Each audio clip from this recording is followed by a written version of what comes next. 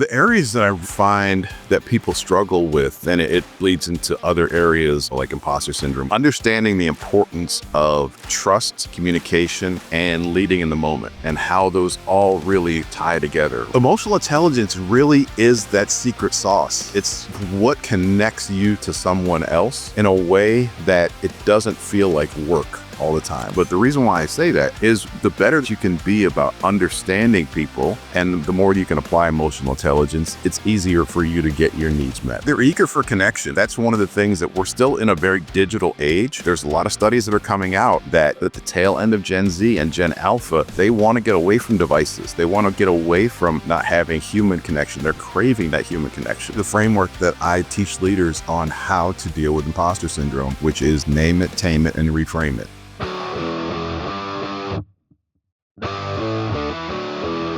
Good day, everybody, and welcome to the Wealthy Entrepreneur Podcast. I am your host, Bob Gauvreau. It is a pleasure to have you with us on this episode. And you know what?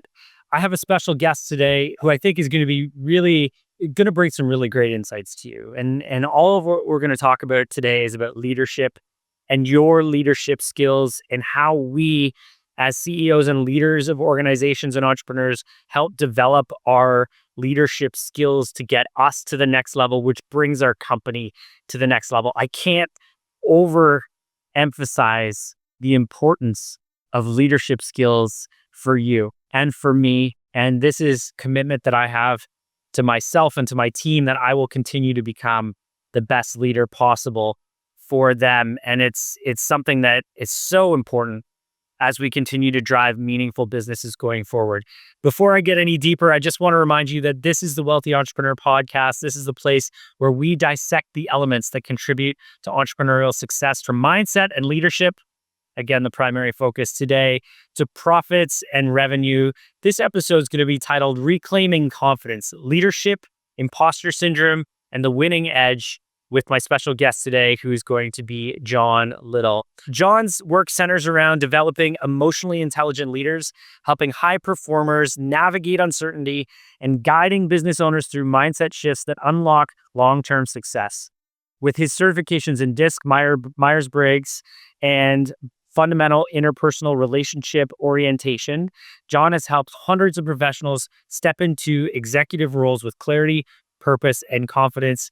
As you hear this interview today, we're going to talk a little bit about what it means to move from being a really good producer to being a manager who also is responsible for people, the skills that are necessary there, and to move from being a manager into a strategic leader, a CEO, an entrepreneurial leader. So important. And this discussion today is going to be so valuable for everybody. So without any further ado, I'm excited to bring in John, who is the founder and CEO of Winner's Edge Coaching. John Little, everybody. John, how are you? I'm awesome, Bob. How are you? I'm doing great, although I'm in a different climate today than you probably are. We were just chatting about different regions, and I've got a rainy, cloudy day, and you're probably in the sunshine today, aren't you? I'm not going to brag, but I'm also not going to disagree with you. That's okay. You can brag. I'm envious of the Florida weather. It's, lots of vitamin D. And I think you'll see lots of Canadians down there just trying to do the same thing. But it's a pleasure to have you here today, John. And what I want to do, and it sounds like you have a pretty incredible story, which I haven't even had the pleasure of hearing from you yet. So I'm excited about this. But can you take us through sort of how your career started and how you got to where you are today? Yeah, absolutely. And thank you so much for the opportunity to chat with you and your audience. You know, I always describe my journey as a career jungle gym. Certainly it's not been a linear path. So coming out of college, I had a lifelong passion, and still do, for sports. And so being a sports fan and playing sports growing up, I knew early on that I was not going to be a professional athlete, but I still wanted to stay close to the world. And so I started my first 10 years of my career out of college in sports television. So I worked in sports production for a major network here in the US. And it was great. I absolutely loved the time working there. But after 10 years of getting off at 3:00 in the morning on the East Coast, waiting for the Blue Jays and the Angels to finish a 13-inning game in July, I kind of had enough of that. And so I pivoted and went into a more traditional line of business. So I ended up in the banking industry, and kind of throughout the work, throughout the time that I was working in banking, and even when I was working in television, leadership was always a common thread. So I, led teams in television production. I led teams when I started working at the bank. I really started to learn more about learning and development as a part of the corporate structure. So I spent a good bit of time there before branching out on my own. And a big part of what I did was leadership development and really focusing on learning about EQ and learning about people and learning about how those skills are really transferable across any industry. And so for that past few years, I've had the Winner's Edge coaching and work closely with leaders at kind of all levels of organization, from C-suite to middle management, middle leadership roles, to strengthen the confidence and the focus of the leaders that are in those roles. I love that. And for some of my listeners would know, I share pretty openly some of my journey. And 2022 was one of those years for me where I had to take a reflection of who I was and where I wanted to get myself to as a leader. And I would say that was a really challenging 8 months of trying to figure out how I get myself to the next level. And so, guys, leadership for you as a CEO, for those that are listening that are in that CEO role, leadership and understanding that journey for yourself is so important. And we need to continue to evolve. And, one of the messages that I got from one of my mentors is you need to become the leader they need before they need you to be there. And, super powerful that we need to focus on ourselves if we want to take people with us. So, John, I can appreciate that journey and the focus on leadership. It's so important to me and always front and center, and even on my own personal journey. Can you share a little bit? I know you talk about leadership that moves people forward, and a few areas that we maybe want to dive into is some of the biggest gaps that you feel are in leadership today. What does that look like to you? The areas that I really find that people struggle with, and it bleeds into other areas that I work on, like imposter syndrome, which I'm sure we're going to talk about, you know, understanding the importance of trust, communication, and leading in the moment, and how those all really tie together, right? So for trust, I find that to be the most foundational piece of any leader's skill set. The better that you can be about not only understanding how to build trust transactionally, but from a transformational standpoint, how do you build trust? What's important to you when you're building trust, when you're looking to meet someone, and you're looking to learn how to trust them? What's important to you, and then also what's important to them? And here's something that I learned along the way, that there's really two ways that people build trust. They either build trust through likability or through credibility. And so if I need to like you first, then I want to build a relationship. If I need to see, that you're credible first, then I need to see evidence of your work over time. And understanding that that's how people build trust. When you start to recognize that, it's like, oh, now I can adjust and adapt to what people need in order for that trust foundation to be built. Because without it, it's nearly impossible to be an effective leader. And then from that trust foundation, then you learn how to communicate with people in the way that they need to be communicated with in the moment. And leading in the moment, you know how to calibrate what leadership you need to be applying to the different times, the people's lives, people's situations, work situations, projects, whatever it is. Like the more attuned you are to yourself, the more attuned you are to others, it makes the leadership piece a lot easier. And I tell leaders all the time, like I can't help you like sell more widgets. I can't really, like, Excel is my kryptonite, so I can't tell you how to make your spreadsheets look better, but I'm an expert at people. And I know that if we get the people right, then the results are going to be there. 100%. And you know what? The majority of our business and our future is people. And, I had this opportunity to work with the local university. They brought me in as the CEO in residence a couple of years ago, or maybe last year. And so I had this opportunity to spend a lot of time with the new generation coming out, right? Like the next generation of leaders. And everything that you just said is like multiplied by 5 times with them coming out of school. The importance of trust for them is unbelievable. There's other factors. They want a little bit more flexibility in life. Their priorities are maybe different than, my parents said, put your head down and work hard and everything will be fine. It is different. That's not how they've grown up. But the idea of trust is so important right now. And you can tell them that they can trust you, but you need to demonstrate it, right? They need to live it and experience it. So I love that, John. Let's talk about emotional intelligence. You sort of referenced this earlier as well. How does emotional intelligence play into being a solid leader for your team?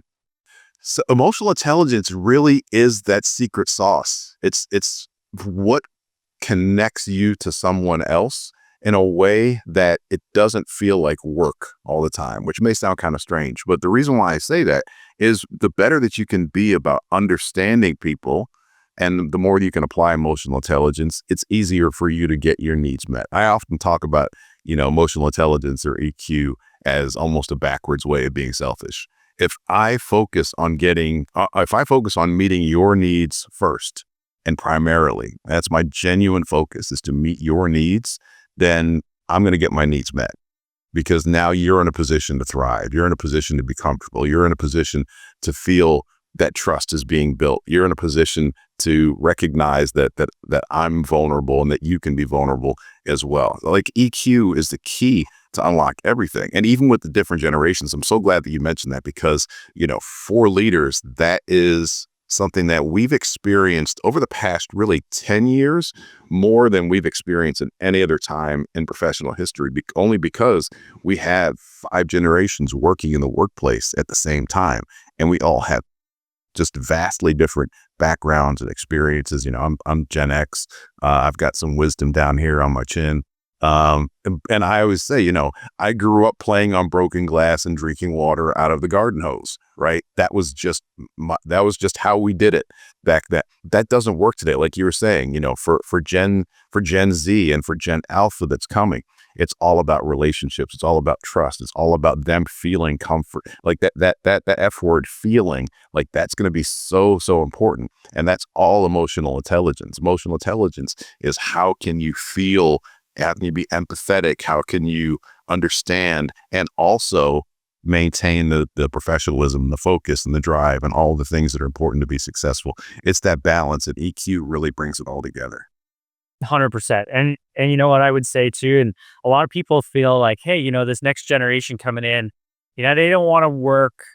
They don't want to, there's these stereotypes, and it's like, guys, if we get our leadership right, they will work for you. Right? They will be the most committed, loyal people, but you need to meet them on their turf, right? And I like that the F word. I might have to use that. The feelings. They're eager for connection. I mean, that's one of the things that we're still in a very digital age, but there's a lot of studies that are coming out that at the tail end of Gen Z and Gen Alpha, they want to get away from devices. They want to get away from not having human connection. They're craving that human connection. So if you're a leader that can intentionally build those relationships and build those connections, like you're going to have just an army of people who are just so happy to be working with you and for you. And that's how you build legacy as well. Yeah. Let me ask you this, John, and this isn't on sort of our topic list that we want to talk about today, but I just want to maybe take that conversation a little bit further. Can we go, as leaders, can we go too far? Right? Can we go too far with feelings where all of a sudden productivity, like there's a balance, right? Like you can't just give everything because we know that they want connection. We just can't continuously give. There has to be a balance, right? What's your thoughts on that? Yeah, you're 100% right. There has to be a balance, right? We're in business, right? This isn't, we're not social. This is not a social club that we come to. We're not here to make everyone feel good all the time. So there is that balance. I think EQ helps us strike that balance because it allows us to lean into the hard parts of work through relationships. It allows us to do things like holding people accountable. There's a great thing that I heard a couple years ago and that I've really kind of, taken a deeper dive into around accountability, and accountability being the highest form of kindness when it's done right. But it can be challenging if you don't have the relationship that exists before. If you haven't addressed some of those feelings, then holding people accountable, especially to, to Gen Z, Gen Alpha, tail end of millennials, it can feel like a confrontational conversation. It can feel like, control and command rather than kindness and compassion.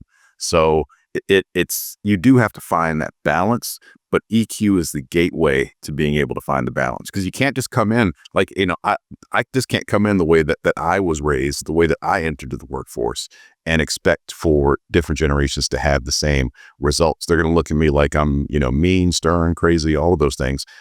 When the reality is, I just want to get the job done. But I have to approach it in a way that will allow for them to be in that space where they have the comfort, where they have the confidence, where they have the focus to be able to get things done. And we talk about this in our business as well, so much for our leaders to understand what it looks like to give feedback in a way where it's more of a, hey, we're working on you, right? Like, let's get you to the next level as part of understanding and getting their feelings and, the care and the trust factor. Part of the trust factor is to be able to understand how to give feedback to help them develop in a way where it's not seen as critical or, trying to tear them down.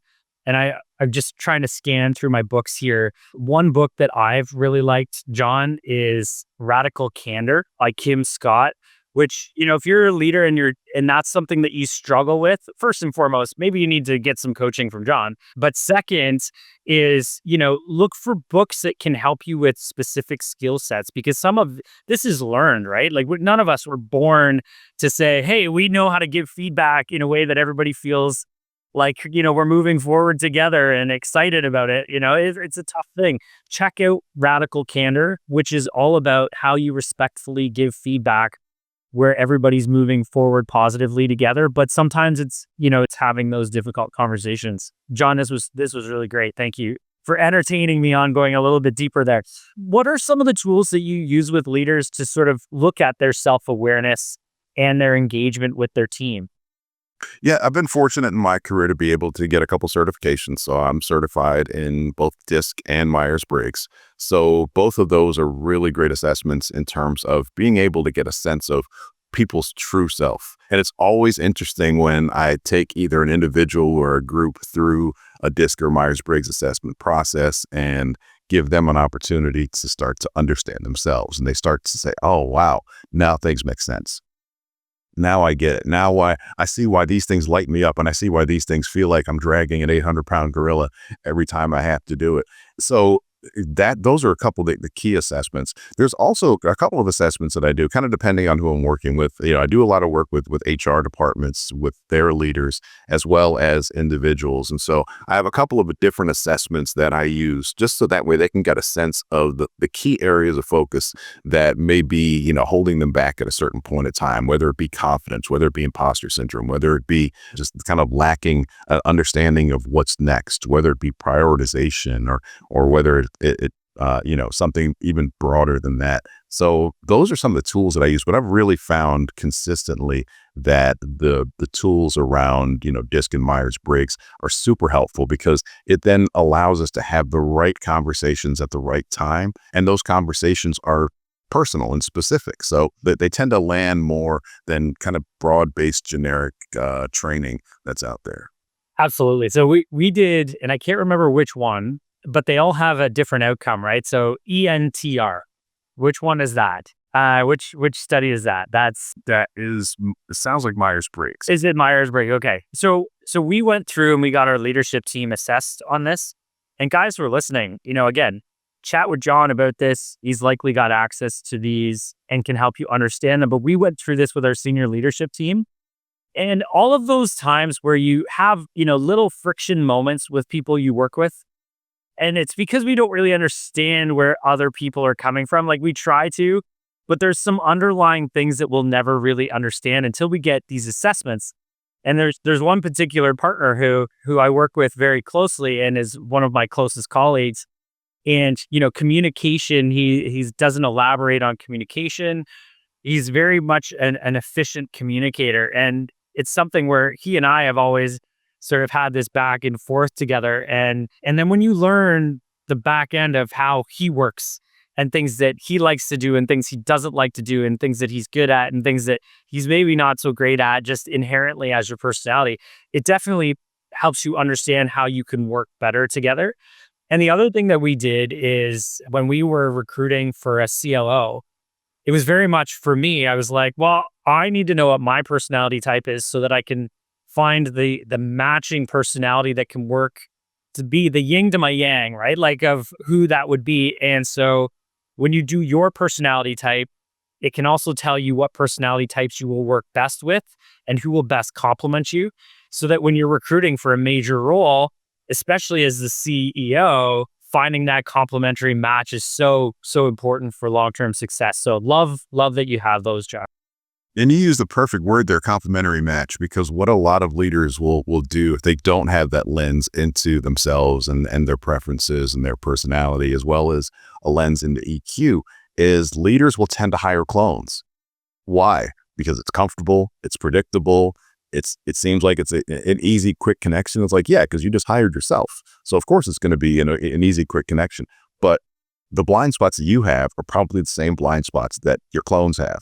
And so you're missing out on so many opportunities to build a well-rounded complementary team. So yeah, sorry for jumping in there, but yeah, when you said that word, it was like, that's exactly it. That's the goal. And that's one of the benefits of focusing the efforts around your leaders and helping them understand who they are. So that way they can recognize where those opportunities exist. Absolutely. And like from my perspective, there's so much about this, guys, that's out there. But if you're a visionary and you're looking for the implementer, the integrator, like it is going to be a different personality type. The things that you don't want to do could light somebody else up and they're really excited about it. You need to get that. You need to have somebody who can take on the second half of that role and execute on your ideas and your vision and your thoughts, and someone who gets excited about it. And it's not going to be the person that you maybe are going to be like, oh, this is going to be my new best friend. It's like, well, no, you're not looking for your new best friend. You're looking for somebody who can be your better half in this situation, and not like a marriage. It is kind of like a marriage, but the one that can take the things that you're not good at and take them to another level. So yeah, I love that. And I think there's so much value in that, guys, especially as you're growing your team, you're building your organization, self-awareness for you yourself on who you should be hiring and who you should be having around you in your support network, on your leadership team. So important. And even getting you aware of maybe some of your biases in promotion of people who are like you, that, maybe we need to just be more aware of those as well. So John, I love that you focus on this. Let's talk about this big word that we've mentioned a few times, is imposter syndrome. Yes. Walk me through this, because I know it's something that I deal with on and off at all times. So share with the audience here, what is imposter syndrome? But first of all, you are not alone. Imposter syndrome is something that nearly everyone struggles with. So there was a study that was done a few years back that I often cite around imposter syndrome. This was from a study of U.S. workplaces back in 2022. 58% of the general population in the U.S. workforce struggles with imposter syndrome on a regular basis. When you start to break that out a little bit more, 63% of some of our diverse team members, our Black and brown team members, struggle with imposter syndrome. And there's some different things that are in play there, right? It's there's history, there's historical context, there's sometimes being an only or being one of few in an office that can compound that imposter syndrome. And then when you look at women in the workforce, 73% of women experience imposter syndrome on a regular basis. So we're just, adding layers to it. So when we talk about imposter syndrome and, the things that women struggle with are, sometimes, predetermined gender roles, patriarchy that exists within organizations. We've seen and heard so many studies of, women speaking up in meetings and being ignored. And then a man says the same exact thing that they say. And all of a sudden that's the greatest idea that everyone has ever heard, right? Those things contribute to that imposter syndrome. And really what the imposter syndrome is it's those voices, those thoughts in your head that say, am I the right person? Should I be here? Have I earned this? Do I belong in this room? Are people listening to me? Do people care what I have to say? Right? All of those things start to form in our minds those clouds of doubt.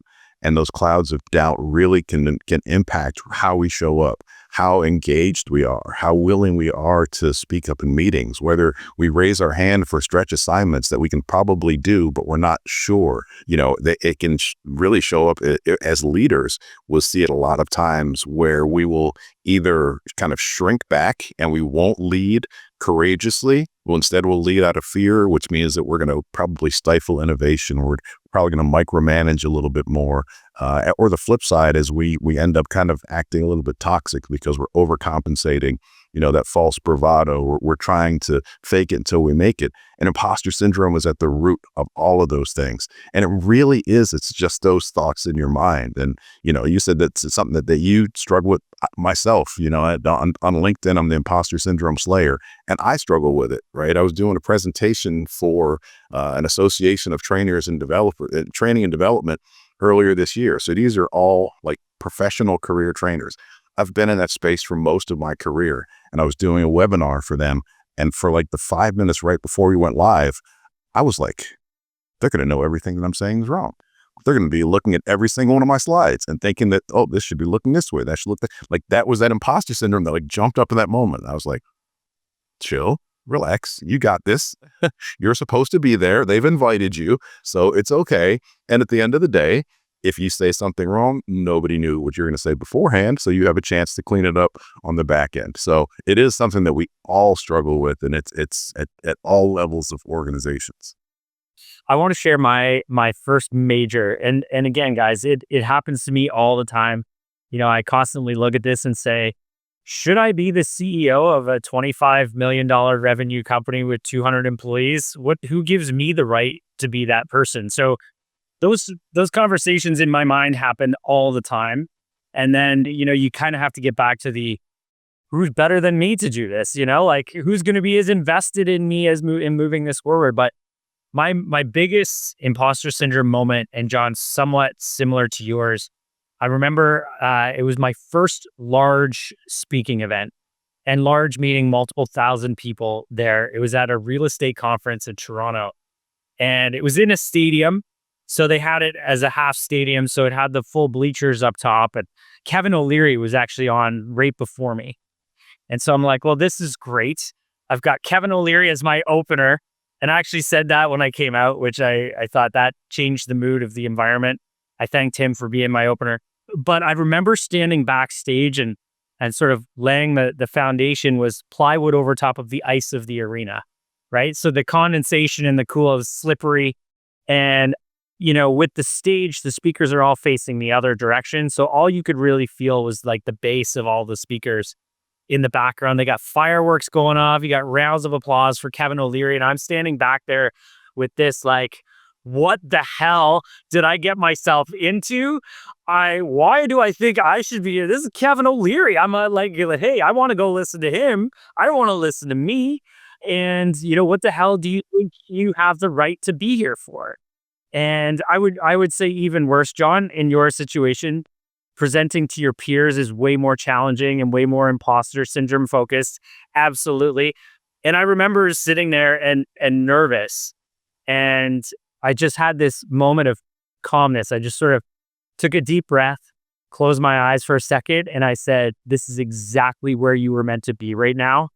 And you know what they don't know, and it's your time to shine. And I went out and I absolutely killed it. And I've never looked back as a speaker ever again. But that was one of those moments where I thought, oh my, I have really got myself in something. I'm going to have to walk off in disgrace by the time I finish this thing, right? And then you have to focus on the confidence of what you do know and why it should be you and why these opportunities have happened for you and with you. But it's tough, right? It's constantly tough. And it's something that definitely comes up in leadership all the time.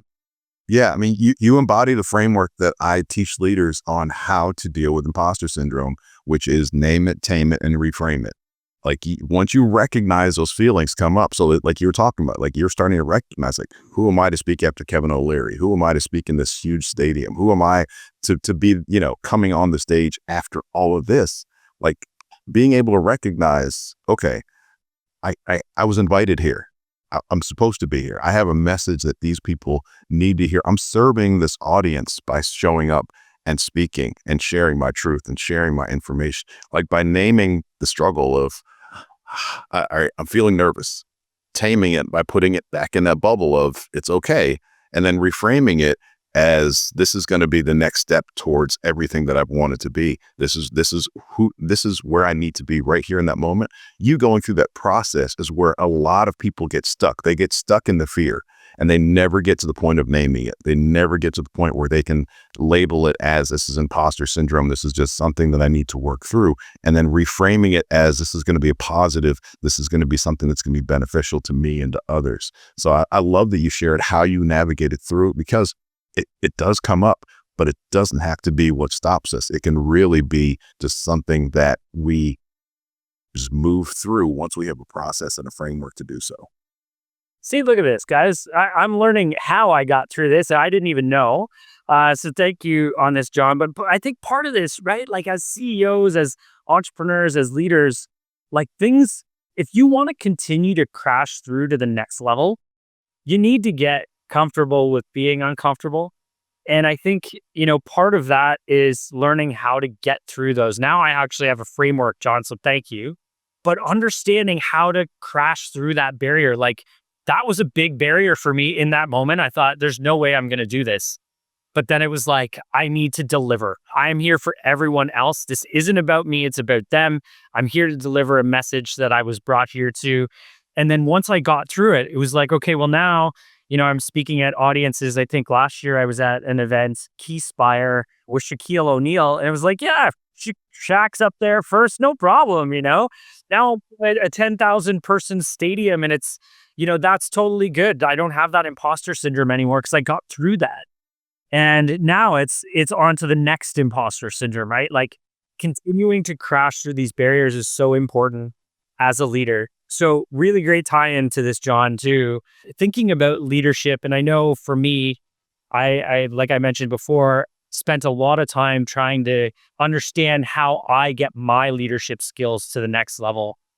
Can we talk about what that looks like for a lot of leaders who need to find a way to continue to grow themselves? How do people approach that? I mean, I think the first thing is getting a sense of self-awareness, recognizing, and whether that's just, you doing some self-reflection, some journaling to get a sense of the areas that you are strong in as a leader and areas that you're not so strong in, whether it's by going through, some form of a formal or informal 360 process where you get feedback from people that experience you on a regular basis. Like the thing for leaders and for them to be able to grow, it really is that intentional investment of time, of resources and energy in doing that. Because here's the reality with most companies, with most organizations. If you're an individual contributor and you're a really good individual contributor, there's a high likelihood that you're going to get promoted. And then when you get promoted, a lot of times you'll get promoted to people, to lead a team of people, because the company says, I want you to do that for them. But a lot of times the skills that we utilize to become a great individual contributor aren't the same skills that we need to lead others to be able to do the same. And so it's a different mindset completely. It's shifting the mind to now being people focused instead of being results focused. You're still going to get results, but you need to get the results through the people. So it's really kind of getting in that space of self-awareness, getting in the space of where am I now, where do I need to go, and how can I fill in some of those gaps that I haven't had in the past. And again, kind of taking us all the way back to the beginning, it's those people skills, it's the trust, it's the communication, it's the connecting with people in the moment and leading them in the moment. It's how you're leading people through change. All of those are the things that as a growing leader or as an evolving leader, or even if you're in a leadership role and you just want to take it to that next level, that's where the focus needs to be. Focus on yourself. And then also I talk to leaders about adjusting their eyes when they get in some of these higher level leadership roles and starting to think strategically, starting to think from a visionary standpoint, thinking bigger picture than just the day-to-day transactions. And again, a lot of times you do need some coaching, some support, some development to be able to shift that mindset because you're so used to finding success in the ways that you did it as an IC. And then when you start to move into those leadership roles, you're going to find that same success. It's just going to take a different skill set, different approach, different mindset in order to get there. So, and this is probably a really good transition to let's talk about Winner's Edge coaching and your methodology. Can you share with us how you approach coaching and leadership, mentorship for those individuals in those teams? Yeah, absolutely. It's a lot of things we've talked about. I do focus heavily on EQ. So one of the first things that I do, if not the first thing, is to have someone that I'm working with to fill out an assessment, whether it be DISC or Myers-Briggs, kind of whatever their preference is. And a lot of times, the company that they work for will drive that as well. And then there's also another assessment that I have people fill out to kind of give me a sense of where they see themselves in their role, where they see themselves as having strengths as well as opportunities. From there, it's funny, a lot of coaches have an approach of, let me just ask a whole bunch of questions. And then with those questions, I'll answer those questions with more questions for you to find it through self-discovery. That has some benefits. I also recognize that a lot of times when people are looking to work with someone as a coach, it's because they're stuck. And as a coach, I can help them get unstuck. I can help have a different perspective. A lot of times it's just kind of, rephrasing certain things that may be in their mind and thinking about it a different way so that way they can communicate it with their team differently. So whether it's, working individually with people or working in a group cohort, that's where we spend a lot of our time is really recognizing how to leverage the EQ that we get, how to leverage the knowledge that we have about ourselves, and then how do we use that to then build those stronger connections with the people that are on our teams, people that we're leading, people within our organization, even peer to peer, be it building those relationships. I focus a lot on relationship building as a coach because I truly see, because I've seen it over and over and over again, that's where the magic happens. It's through those building the relationships. It's not always the tactical aspects of the work that people do. So, and now who would you've sort of referred to this a couple times, but who would you specifically work with along with your coaching services? Yeah, most of the people that I work with are in senior level leadership roles. So those who are, within an organizational structure at the director level or above. And usually those directors, they may have teams anywhere ranging from, 10 people on their team to 20 or 30 people on their team. When I work with those who are in the C-suite, I work generally with the CEO, COO level individuals, and it really is in kind of smaller organizations, helping them recognize how to stay connected to the people with in the business while also being visionary and strategic and looking long term, and how those two things intersect. I think that's where I've seen some pretty interesting success stories where leaders start to think a little more transactionally and they're struggling to figure out how to get there, and then nudging them back towards the transformational approach of let's invest in your people. Let's invest in their knowledge. Let's invest in their skills. Let's invest in ways that we can make the culture better. And we're going to see those results. A lot of times it's not new.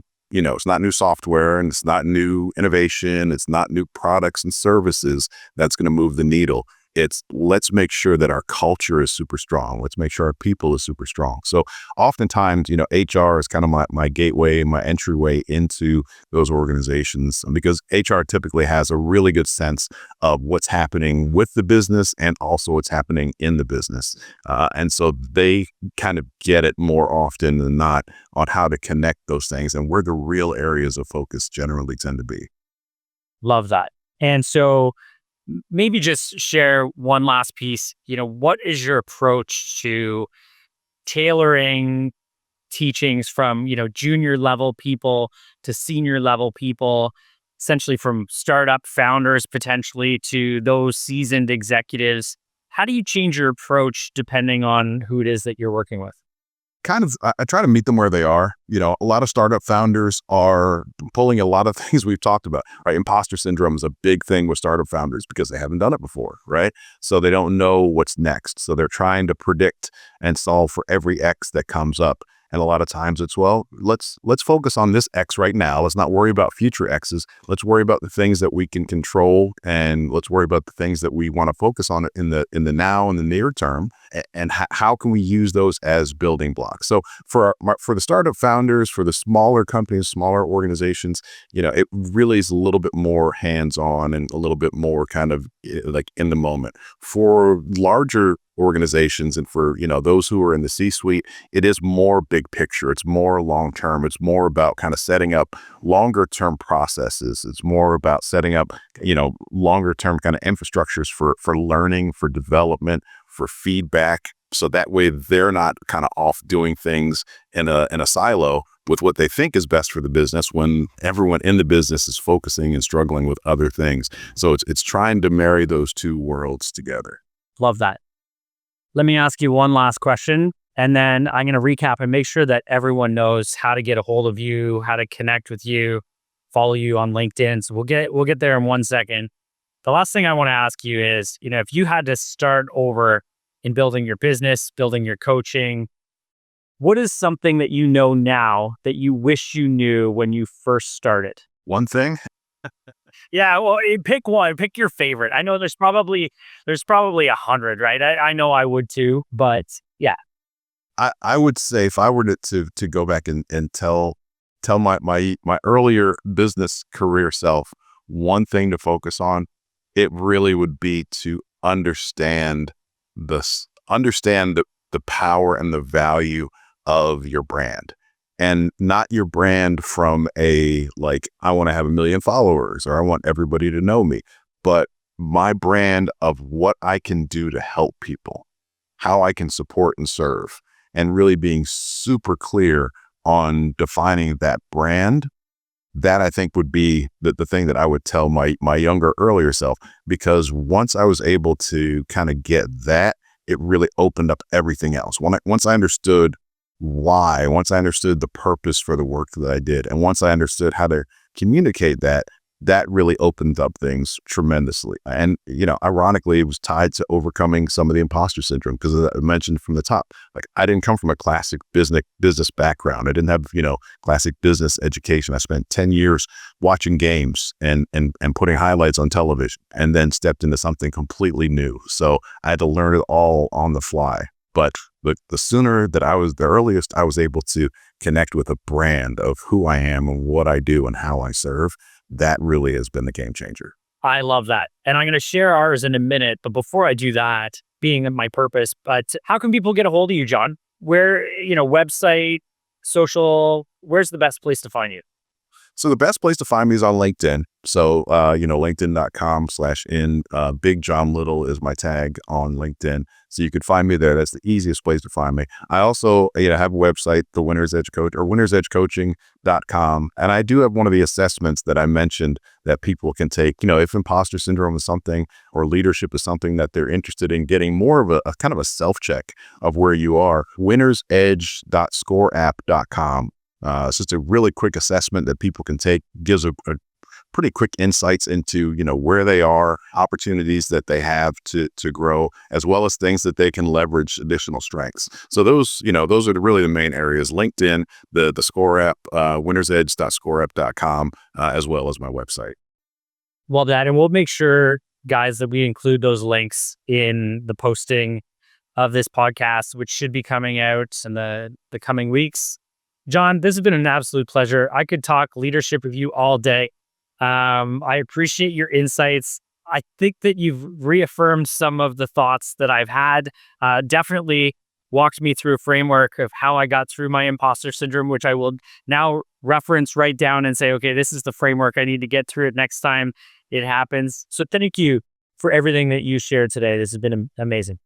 No, you're welcome. Thank you, Bob. I really appreciate it. And I always love the opportunity to speak leadership. As you can tell, it's something I'm very passionate about. So thanks again for the opportunity to talk with you and your audience. Amazing. Well, guys, this has been the Wealthy Entrepreneur Podcast. I'm your host, Bob Gauvreau. It is always a pleasure to have you here. And as you know, John shared some incredible insights today.